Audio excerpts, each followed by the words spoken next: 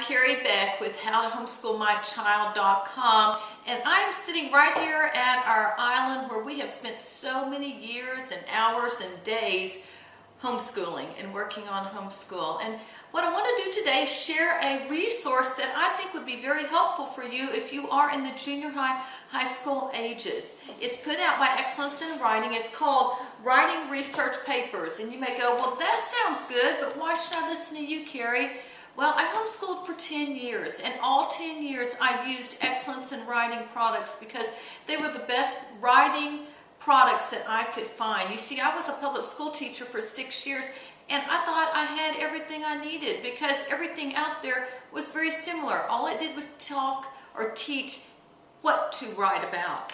And IEW changed my whole perspective because it gave me tools to improve my kids' writing. So it would teach kids how to write better. And that's exactly what Writing Research Papers does. This is it's actually a two manual, a teacher's book and a student's book. And it's by Alicia Meyer. She's written some other products, and I'll just show you the very first page.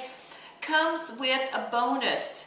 It is some downloadable materials that are going to include quizzes and things like that you will be want to get, grading sheets, checklists, and it will also give you some sample student papers. At the beginning, she gives teachers a lot of backup information on how to get started, just the methodology that she's using.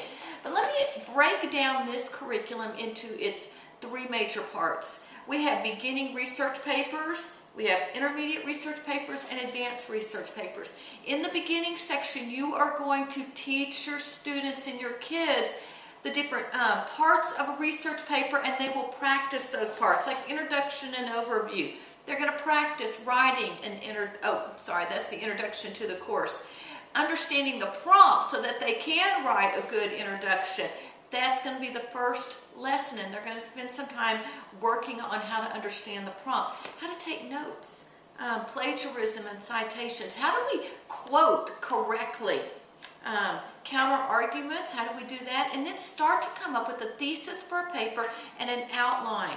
So you see, it's just like learning scales for music. You don't perform those scales at the recital, but you do practice them so that you can build up and be able to play a masterpiece.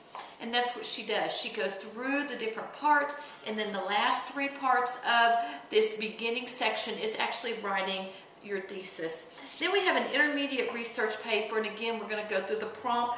Then we're going to talk about online research and offline research, and how do we arrange all our information to persuade our reader to believe the point that we are trying to make. And again, outlining, drafting, and incorporating some stylistic techniques. The last section you can see is very short on advanced in the teacher's manual. It's only a few pages. That's because the bulk of the advanced is written directly to the student. You see, in each section, each chapter, the teacher has a section that she will go through, and the student has a section as well that's written directly to him. So let's just look at this one, understanding the prompt. There's a lesson approach, the materials you're going to need, just an overview. Then we always have in each lesson the mini lecture and modeling, because modeling is so important so your students actually see what they're doing and what you're doing and what you're trying to teach them. And then it's going to give the homework assignment throughout this, and then deal with any kind of lesson-specific issues. And each section, each chapter has that broken down very easily. Then here's another thing I like. If you see this, it says social networking. We're working with topics that would be of interest to junior high and high school kids, or middle school kids and high school kids. So I really like what she's done here. A teacher just needs to be able to go through and follow the outline. She's going to tell you exactly how to model something and the homework that's expected and everything. Then in the student's book, you'll see we can go to a section. Here's integrating quotations, and we have direct quotations, and she writes to the student. She explains some of the information that they will hear from the teacher. Every chapter has a checklist, and then the worksheets that are included in this teacher book as well, but places and big enough space for you to actually practice that concept.